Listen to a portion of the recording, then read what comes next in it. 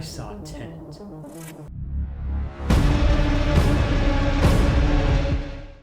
Tenet is the latest film from director Christopher Nolan, aka the most badass director working today.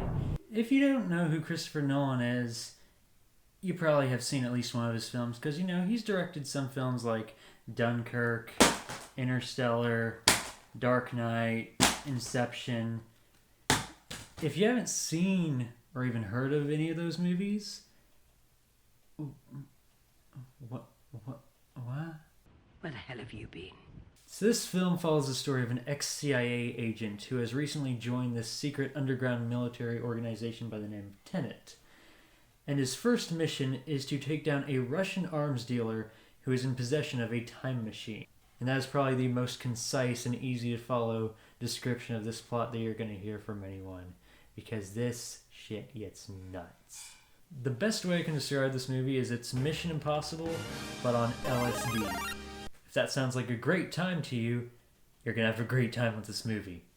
If that sounds like a terrible time to you, you're going to have a terrible time with this movie. It's a crazy, mind-bending, twisty movie, and I had a really good time with it. But it's not perfect. I think the best part of this film is its portrayal of time travel. For one, it's not actually referred to as time travel in the film. It's referred to as inversion. Aim it and pull the trigger. You're not shooting the bullet, you're catching it.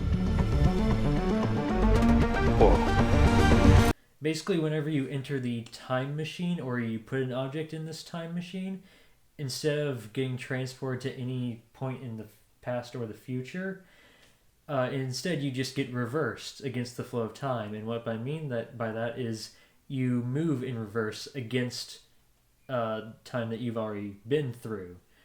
So like you'll be walking in reverse to everyone else, but to you'll be walking forward, whereas everyone else is walking back. It's really insane and creative, and probably the most realistic portrayal of time travel I've seen.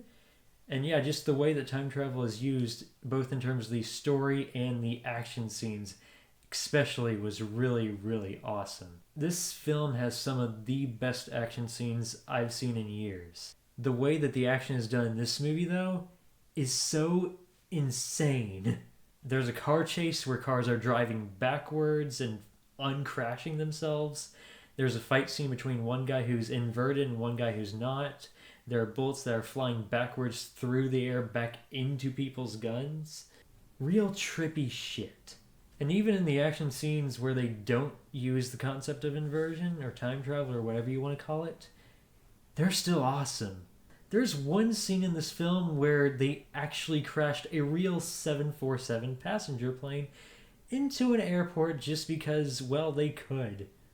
And I admire that a lot. You want to crash a plane? But not from the air. No one's so dramatic. Well, how big a plane? That part is a little dramatic. A lot of these sequences, you kind of read it in the script, and you just think, yeah, would be cool in a movie. And then you get to set and it's like, yeah, we've got a 747, we're crashing it into a building. That's how we're achieving the 747 crashing into a building. It feels very, very real, essentially because it is real. I am so happy that Nolan actually does stuff for real. Because, let's be honest, even though computers are awesome and they can make really amazing things when it comes to, like, CGI and whatnot, sometimes it doesn't look the best.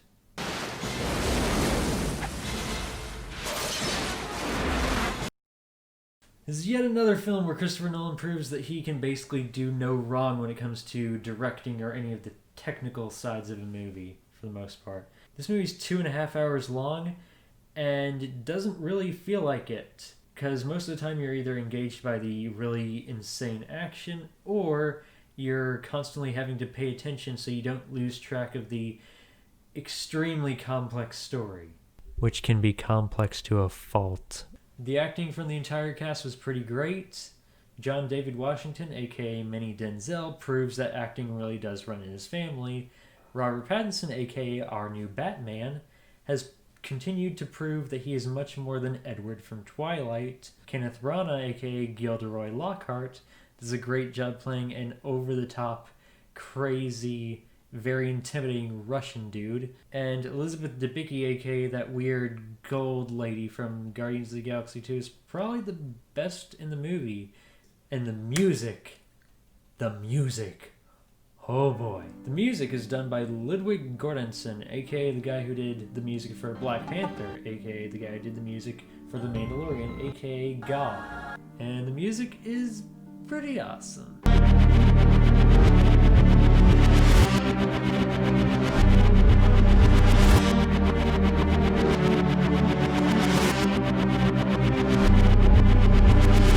The music really helps provide a constant sense of intensity to the entire film, to where even during scenes where characters are just talking to each other, there's always this sense of dread as if there's something that could possibly happen at any moment. I think my favorite part of the movie when it comes to the music, though, is whenever someone gets inverted or starts going in reverse, the music starts playing backwards, which was really, really awesome choice, and I thought it was really creative. But there is one big problem when it comes to the music of this movie. It's too damn loud.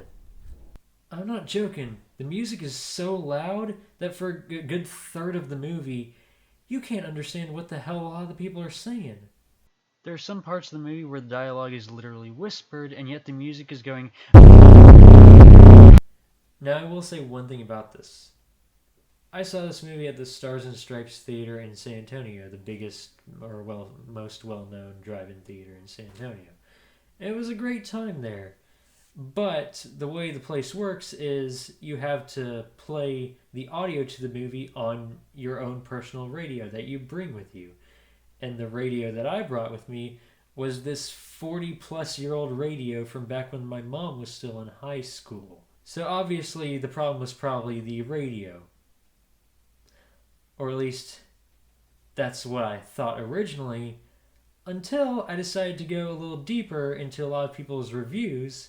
And for various reasons, a lot of it because of the soundtrack, it's not really music, it's a lot of noise. You can't hear what they're saying.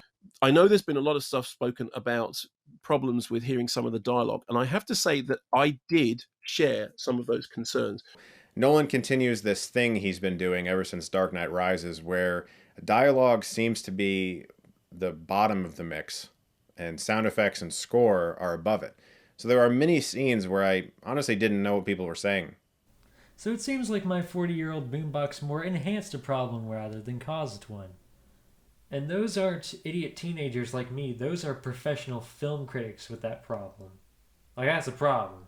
That's a real big problem there. If it weren't for how loud the music was, I don't think people, including myself, would have had nearly as much of a hard time following this movie as they did. Now the script. The story itself, at least what I understood of it, was pretty great. There's some really awesome twists here and there. There's some really cool concepts that are explored well. It's pretty unpredictable in a lot of ways. It's well paced. There's some good lines in it. It's overall really well done in terms of the story. And also, like, this is one of the first time travel movies where the time travel actually makes sense, and even the parts that don't make sense, they kind of are like self-aware about the fact that, okay, yeah, we admit it doesn't make sense. So in terms of the story, I didn't really have any problems.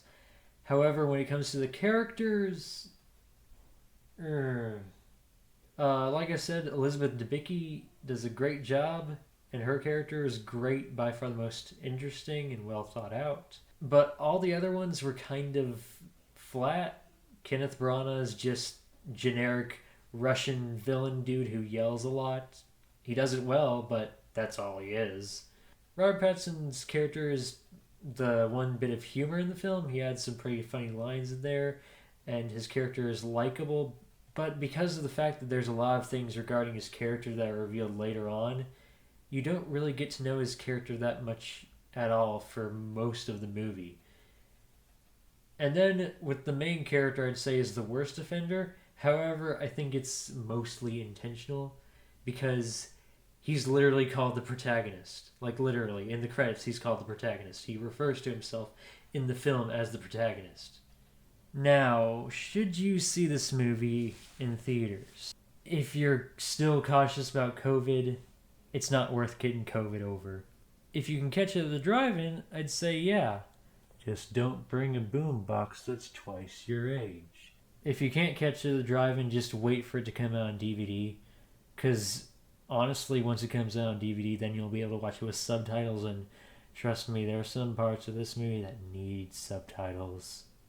It's definitely not perfect, but hey, the acting, visuals, action, music, all that stuff's great enough to where I can't not call it a really good movie. My score may raise or lower in the future, but for now, I'm giving it an 8 out of 10. It's closer to a 7 than a 9 right now. If you're a movie or Nolan fan, definitely check it out. If you're neither of those things, don't check it out. And also, if you aren't a movie fan, why do you follow this page? Alright, I hope this first review wasn't too torturous for any of you. If you want to recommend any movies for me to review in the future, definitely tell me, because I'm open to suggestions. Anyway, that's it for now. See ya.